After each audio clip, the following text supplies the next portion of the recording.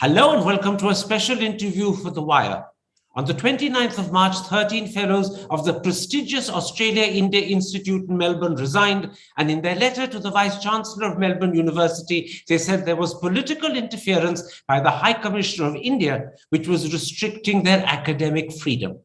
On Monday, I interviewed the founding director of the institute, Amitabh Mattu, and he said he found it difficult to believe there was political intervention. More importantly, he said most of the 13 fellows had not resigned, but their tenure had ended. Joining me now from Melbourne is one of those 13 fellows, a lecturer in Hindi studies at Trobe University and a foremost expert in Bhojpuri and Maithili folk songs, Ian Woolford. Dr. Woolford, let's start with your tweet of the 7th. You wrote, and I'm quoting, "I have resigned my affiliation with the Australia-India Institute due to concerns over government interference and restrictions of academic freedom." Could you confirm that you resigned and that your tenure has not ended? And can you also explain what sort of government interference and restrictions of academic freedom are you referring to? Yes. Thank you very much, Karan. And actually, before I get to that question, I'd like to let you know something and let your viewers know something. And that's that I'm speaking to you from the traditional lands of the Wurundjeri people.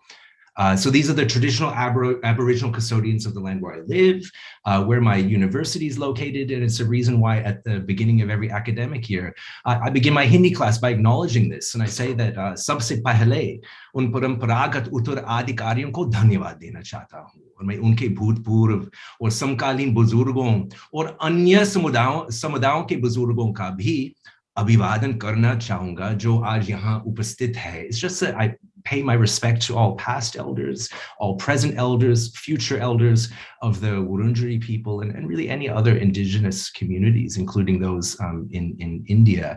So thank you for letting me acknowledge this. In terms of your question, yes, I did resign. Since 2014, I've been an academic fellow of the Australia-India Institute, which is housed at the University of Melbourne. No, my tenure with the Institute was not set to expire anytime soon. And I, along with quite a few other academics, sent my resignation letter to the University of Melbourne late last month. Understand today I'm only speaking for myself, not for everyone else who resigned. In terms, you asked about the reasons for resigning. Yes, there were those I mentioned in that short statement, which I put out since I put it out because my name was already in the press. But there were several other interrelated reasons. I'll just quickly note them now. I joined my colleagues in voicing concern that the mission of the Institute has changed over the years. I wasn't comfortable with how it was becoming more of a think tank oriented solely toward the bilateral engagement between governments, and one that favors government priorities over the kind of critical inquiry that many academics engage in. I was unhappy that last month the Institute terminated the affiliations of a small number of fellows without even informing them ahead of time. Also, I joined my colleagues in noting the lack of diversity among the distinguished fellows, that is, those fellows of a more senior rank. I'm embarrassed to say that they've been mostly white men. And yes, finally, what you mentioned, I had concerns over government interference and restrictions on academic freedom. So maybe I could quickly just address that now. First of all, I'm not sure if everyone understands what academic freedom is. Academic freedom is not a given. It's something that has been negotiated and is constantly under negotiation. And that, I mean, it's specifically named in our university collective agreement. It's part of the contract that the university makes with the people, the workforce of the university. And we're all contractually bound by the idea that critical and free inquiry is foundational to universities. And we make this agreement because we know that academic freedom can face threats. So yes, undue government interference is one such threat. As far as I understand it, though, I don't think the Indian government can actually restrict my academic freedom, because my academic freedom has to do with me and my university, or universities that I worked with here. The Indian government can behave however they want, right? They're under no obligation to protect my academic freedom, but also the Indian government cannot actually infringe on it. because there's no mechanism by which they can do so. The only thing that could jeopardize it is if a university here doesn't properly honor that collective agreement. And then finally, I mean, look, you asked for examples. Politicians are going to politician, right? Governments are going to government. It's not news to me that the Indian government has tried to interfere. I'm surprised how people in India are reacting to this, because the Indian government does these things out in the open. I mean, the Australian government tries to meddle with us too, though certainly not to the same extent. But our universities stand strong in commitments to academic freedom. I do think that this case of the Australia-India Institute, this example reminds us that academic freedom is fragile. It requires defense because only a few little misguided decisions here and there can threaten the whole apparatus. I'll come to examples of the sort of intervention that you suffered at the Institute in a moment's time, because 3 of them have been in fact printed either by the Australian paper The Age or by the website South Asia Today. But first, I want to pick up, Dr. Woolford, on 2 very important things you said. You have problems with the way the mission of the Institute has changed, and it's moved away from being a think tank towards something that is now promoting government relations and the relationship between the 2 countries. And the second thing you said is that last month, that's very recently, the Institute terminated the affiliation of certain fellows without even the courtesy of notifying them. I mean, beyond being arbitrary, that is also discourteous. If I can be honest, it's just the discourteous nature of it that was most distressing to me, yes. Can I quote what the Australian paper The Age published on the 6th and ask you if it's correct? It said that on the 29th of March, when 13 fellows of the Institute wrote to the Vice-Chancellor resigning, the paper claims the letter said, and I'm quoting, it alleges the Indian High Commissioner to Australia has intervened in the Institute's activities, and there have been repeated instances where research or views that are unflattering to the image of India have been blanked.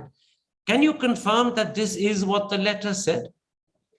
Yeah, absolutely. I was a signatory to that letter, and I can confirm that this is exactly what the letter says. In which case, who is the High Commissioner the letter is referring to? Is it the incumbent Manpreet Vora, or are you also including some of his predecessors? First, can I just again address this again, the surprise that you seem to have that this is happening? The Indian government, I don't understand the surprise. The Indian government openly interferes in Indian academia and is completely open in their attempts to monitor and restrict overseas research on India that's happening overseas. You already know this. Consider the guide. We don't need to point to specific high commissioners. Just look at the guidelines for the Indian government's National Overseas Scholarship, which provides funding for students from scheduled castes and other disadvantaged communities to do graduate studies overseas. Your government recently changed the guidelines to state that any topics concerning Indian culture and history will not be covered. This demonstrates a clear fear from the Indian government over what might happen if students from oppressed communities learn about Indian history and culture from academics who are not under close watch of the government. Your Ministry of External Affairs recently put out guidelines regarding online conferences. If an Indian public university wants to host an online conference with foreign scholars such as myself, they require ministerial approval now if any of India's internal matters will be discussed. But we're at the point where the government is ready to label anything having to do with Indian culture, Indian history, or society as an internal matter. And look, your government is even appointing, I'm sorry, but political stooges as vice chancellors of universities. I mean, this is a really alarming situation. Mr. Entire Political Science is headmaster of the most anti-intellectual government that India has ever seen, and that's saying something. I know my history, and what do I mean by this? Look what's happened. Look what's happened over the past 7 years. High-profile assassinations of academics and other writers. Govind Pansare, Narendra Dhabholkar, Gauri Lankesh, my gosh, M.M. Kalburgi, he was a folklore scholar. I learned so much from his work myself. These were our colleagues. These were our mentors. And what is your, I'm sorry, but what is your prime minister's attitude to all this? it looks like you want to stop me, but can I finish this? No, please do. Go ahead. Oh, sorry. I'm sorry. I'm getting quite upset. But what is your Prime Minister's response to all this? Does he respond with an unshaken commitment to protect India's writers and academics? No. He responded by giving 2 thumbs up to the films of a director who peddles a wild conspiracy theory about an invisible network of cartoonishly evil academics who are looking to break up India into tukare. This would be laughable, except this right-wing fantasy of academia has become government policy. And yes, I'm sorry, but I'm thinking of Umar Khalid in jail. And yes, I'm thinking of my colleague, Professor Haini Babu, in jail. What on earth is going on in India? Bharat mein kaaba. So look, you started asking just now about specific interventions of the high commissioners here in Australia and wondering who it was. For heaven's sake, we've been dealing with this sort of thing for years, and not just here in Australia. Check with my colleagues in New Zealand. Ask them what it means to get the call from the High Commission. Check with my colleagues in Canada. Check with my colleagues in the United States. And if you or anyone else starts doing this, you'll find that we're dealing with more than interference from the Indian High Commission. We're also having to face a highly coordinated set of attacks coming from online. Call them trolls if you want, but this is a dangerous situation that the Indian government doesn't just turn a blind eye to, but it actually seems to encourage. So yeah, if you start asking about this, ask my colleagues around the world about instances where universities have had to provide them with personal security guards to deal with this issue. So again, I'm honestly baffled that you or anyone else could be surprised by this, given your government's openly stated attitudes towards academics, intellectuals, institutions of higher learning, and the highly paranoid attitude toward India-focused scholarship being conducted outside India. Forgive a silly question, but I just want to point out something for the audience, that you have been facing this not just recently, but for years. And not just you, but you said, ask my colleagues. In other words, this sort of interference has been happening through several high commissioners, not just the present one, Manpreet Vora, but through his predecessors as well. It's been going on for years, maybe possibly decades. This is not new. I'm just underlining it because this will come as a bit of a shock to people in India, that diplomats who should not be involved because it's such an undiplomatic activity are actually fronting it in Australia and have been doing so for years. I can't talk about decades, but definitely this is an ongoing issue that I've known about for years, yes.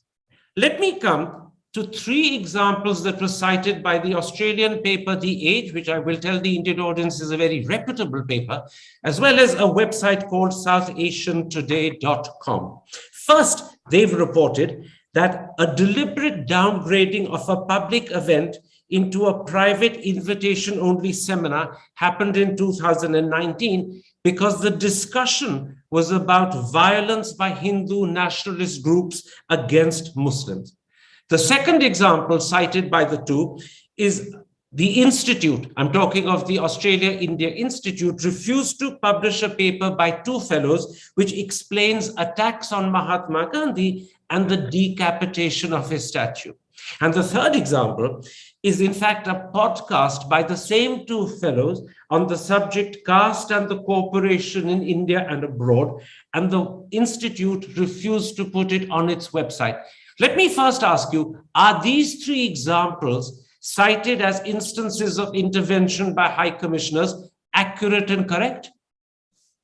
Yes, these examples are accurate. I'll say this is the tip of an iceberg, but when you get 13 academics, especially together, it's hard to get them to all agree on the same thing. So when this document was being prepared, we were very careful only to select examples where we could corroborate this from multiple angles, and we were absolutely steadfast in belief that this was an issue. But while we had other sort of anecdotal examples, the 3 that you mentioned here were very clear. So yes, the downgrading of that event certainly did happen, and it was because the topic was unfavorable to the Indian government. The paper on the topic related to Mahatma Gandhi, which is a very important topic here because it became a topic of discussion here in Victoria, in Australia. It did pose difficult questions that the Institute didn't seem to want to engage with. And there's just the Institute's ongoing shenanigans around Hari Bapuji's podcast on caste and the corporation in India and abroad have been especially troubling. But yes, all completely accurate. And as you said, I'm again pointing it out for the audience, these are well documented, well verified, and you and your colleagues, the other 12, made sure that this was well established before you mentioned them. In other words, there's no doubt about these three. There's no doubt about these three. I mean, I work on poetry, right? I work on song, but some of my colleagues are expert in the law. So yes, we really made sure we knew what we were saying here. Let me ask you specifically about two of these. According to South Asia Today, the academic piece explaining attacks on Gandhi, which the Institute refused to publish, apparently dates back to the latter part of last year. Doesn't that mean that Manpreet Vora would have been High Commissioner at the time, because he took over in Canberra in April 2021? And if this dates back to the latter part of 2021, then he was definitely High Commissioner when this happened. I believe that's correct, though I admit I'm relying on your checking of the dates for me here, but that does sound correct to me, yes. And who was the director of the Institute when this happened? I have noticed that Lisa Singh took charge on the 8th of September. So would she have been director? Yes, Senator Lisa Singh was a director of the Institute at that time, yes. Thank you very much for that. The second example I want to talk about is the deliberate downgrading of a discussion on violence by Hindu nationalist groups against Muslims, which happened, I believe, in 2019. If that is correct, and you've already said that's correct, it would clearly refer to a previous High Commissioner, either Dr. Gondane or Mr. Sharma, both of whom were serving in Australia during part of 2019. Again, am I right? Yeah, it sounds correct. I mean, a surprising perk of my job is I get to meet with a lot of high-level officials, and I often get kind of starstruck even. So it sounds correct. I might be confused with some of the details. I mean, speaking of starstruck, I'm feeling that way just talking to you right now. But yes, it all sounds correct as you put it. So then at this point, Dr. Woolford, let me sum up for the audience, stock take in a sense. You've confirmed three things. You've confirmed the content of the letter, which said that high commissioners have been intervening and restricting freedom. You've confirmed about yourself that you resigned, your tenure had not ended. There was a long time to go, in fact, before your tenure ended. And the third thing that we've confirmed is that several high commissioners have been intervening and interfering. The list includes the present High Commissioner Manpreet Vora, but at least one of his earlier predecessors as well. Maybe more, but at least one. So all of that we've confirmed. Are we in agreement on that? Yeah, it sounds like we've established this. I've known about this kind of situation for years. So if I've properly conveyed that sense to you, then I'm glad to hear that. Yes. Now on Monday, I interviewed the founding director of the Institute, Amitabh Mattu, and you've been very kind and good, and you've seen the interview. I want to put to you some of the things Professor Mattu said to me. First, Professor Mattu said not once, but fairly repeatedly, and he said it with great insistence, that there was no interference whilst he was director of the Institute between 2011 and 2015. Do you believe that is correct? Or was there intervention and interference happening even during those years? Yeah, I did watch the interview, and I would never question Professor Mattu's word. I mean, I'd be interested to probe a bit more about his understanding of the High Commissioner's role in the Institute's functioning. But if he said there was no interference, I would never question his account of the events. Now, the second thing Professor Mattu said is that he had spoken to Lisa Singh, the present director, and he in fact described her as a very close friend. And Lisa Singh, he said, and he again said this 2 or 3 times, had assured him that there was no intervention and interference after she took over in September 2021. But we've just established that in fact the refusal of the institute to publish that paper written by two fellows happened when she was director. So clearly in this instance, what Professor Mattu has said to me, and presumably what Lisa Singh said to him, is not true. Back up a second. Okay, so the issue regarding the piece on Gandhi was discussed in our letter to the Vice-Chancellor. Again, I completely stand by our version of the events there.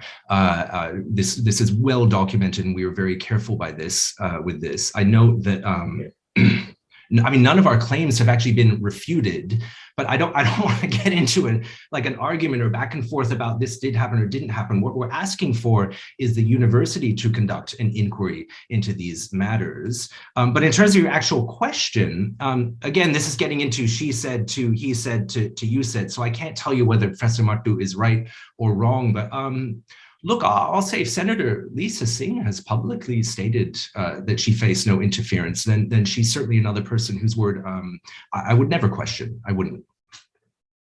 Okay. The two important things you said, one is that you have asked the university to conduct an inquiry into this matter. Has the university agreed? They have responded to our request. I haven't pulled up the actual letter that they sent us.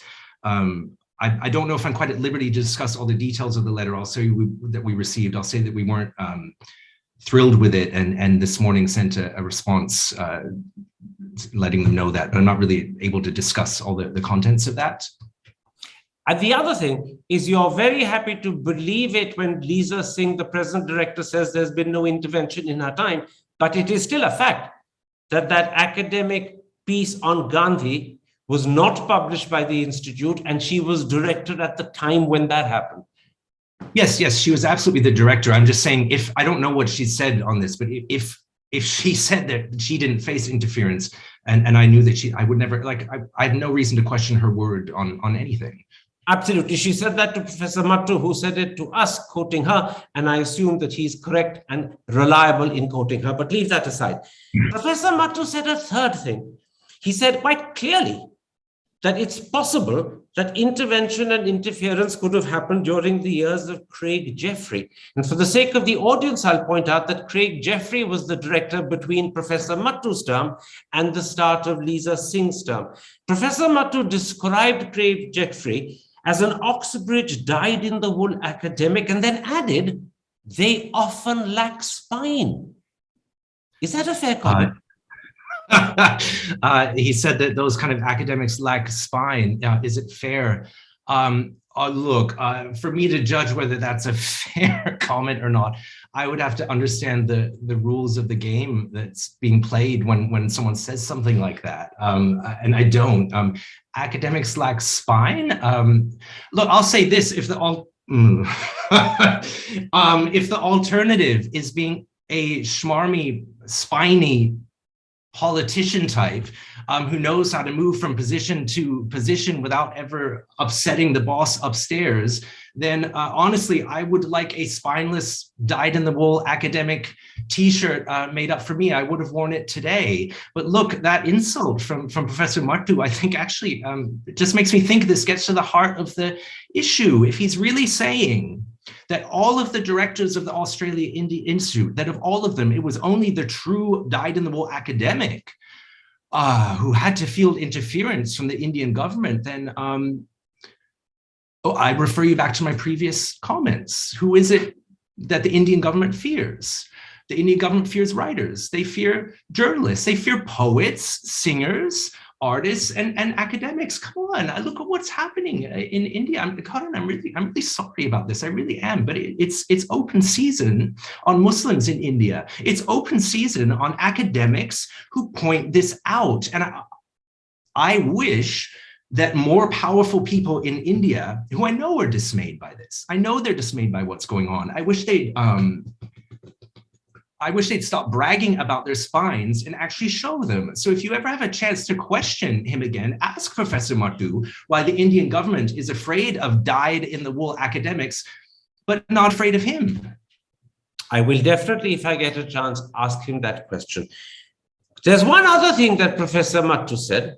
I mentioned it in my introduction. I want to bring it up now explicitly. He was speaking about the 13 fellows who resigned. These are his precise words. I have found out that most of these fellows' terms had expired. Their tenure had expired. So they were not really in a position to resign, because once their term ends, they are disconnected automatically from the institute. Now, you've confirmed about yourself right at the very beginning that you resigned, your term had not ended. There were many more years for your term to go before it expired. Is it true that most of the other 12 did not resign, but their tenure had ended? No. Professor Mattu is confused here, but I don't know why, because unless he has also sent in his resignation, I believe he's still on the board of the Australia India Institute. So he certainly knows who to call to get his facts in line. And he should know that there's been a mass departure of academic fellows from the Institute. And I hate to tell him, but actually the number is 14. An additional person signed on before the news reports came out. And I hear there may be more people resigning in the coming days. And so, just so that the audience is clear, it is not true that most of the 13, it was 13 at the time when he spoke, did not resign, but their tenure ended. And I'll clarify for the audience, most means more than half. It's different to many. So I'll repeat that question. It's not true that most of the 13 did not resign, their tenure had ended. No, I feel silly having to confirm things that are known, but no, yes, your understanding of this is correct. And you said one other thing, that the number has since then gone up to 14, and you added that it's quite possible many more will resign from the Institute. I don't know about many more, maybe one or two more I've heard. I don't, not many more, no. But more will resign. Well, the numbers definitely, that's what my understanding is. I know that there's definitely one more, but look, Amitabh's on the board, so he might know better than me. Yes, and he said in the interview that he was a member of the governing body. He said that himself. So as you pointed out, he could have easily made a phone call to check whether he was right in claiming that most of the 13 had not resigned, that tenure had ended. Clearly, he didn't make that call, and he therefore spoke without knowing the facts. But I'll leave that point there. My last question, you're a very eminent academic. You're an expert on Bhojpuri and Maithili folk songs. You know India extremely well. How disillusioning has this experience with the Australia India Institute been? Disillusioning? No, it hasn't been disillusioning at all, not even in the slightest. Professor Mattu called me anti-establishment, and it's true. When the establishment does the right thing, that's nice, but I would never expect them to. So I'm sorry, but I'm not disillusioned at all. I study Hindi literature, right? I know how this goes. I've got, look, here's Srilal Shukla's novel Rag Darbari right here. It's like this novel is just playing out right now, just on the global stage instead of a little village. So no, I'm not disillusioned at all. Partly because I'm connected with an amazing, caring, brilliant network of scholars. And look, we're not asking for much, just a little bit of money to buy books and the occasional bottle of wine so we can get together and talk about them. This is what academics do. But just to go back to your opening question, though, about the Institute, when I say a university shouldn't be beholden to government dictates regarding a bilateral relationship, that doesn't mean I don't care about the relationship. I care about it a great deal, but you cannot think tank your way to close relations. It only happens with people-to-people connections. And who do the people listen to? They listen to writers. They listen to the artists. They listen to poets, the singers, and sometimes, yes, they even listen to the academics. And I know I'm biased here, but in that arena, from century to century through to today, I truly believe that no one can beat India. Dr. Woolford, I'm extremely grateful to you for this interview. I know that this has been anguishing for you, but you have opened your heart and shared your pain. And I hope the audience understand that the way in which academics are being and have been treated in Australia is despicable. It is in our interest as a country that we encourage people and help them understand us better, rather than respond angrily when their research reveals things that could be embarrassing. But I thank you for this interview. Take care. Stay safe. Thank you very much, and the same to you.